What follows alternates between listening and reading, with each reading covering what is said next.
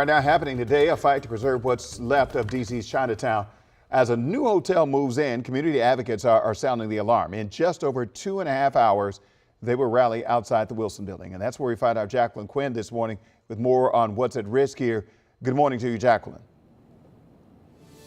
Good morning, and we've been covering this story for some time, talking to some of those community members, and what they're worried about is these cultural anchors. They talk about when rent gets high or when a development comes in, it displaces longtime businesses and longtime residents, so that Chinatown will only exist in name. Advocates have been sounding the alarm, and last week they held an information session outside the Wilson Building. This week it's a rally. That's why this morning supporters of DC's Chinatown are gathering to call for a community benefits agreement so they have a voice when new development comes in. They also want city leaders to dedicate funding to support the few remaining longtime businesses and residents so they are not displaced. Now, I spoke with the owner of the Z Company, a traditional Chinese medicine store.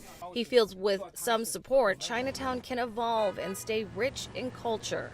When you look at other streets, other cities like and see like all of like the money that is being poured into them, like the effort and like the attention that is being given to them, and how they have been able to like come back and spring back, like that is what Mr. Liu would like for this neighborhood. But some, like Ted Gong with the 1882 Foundation, is taking a different approach to work with developers and preserve history. To think that you can preserve Chinatown as it originally was is just not really realistic.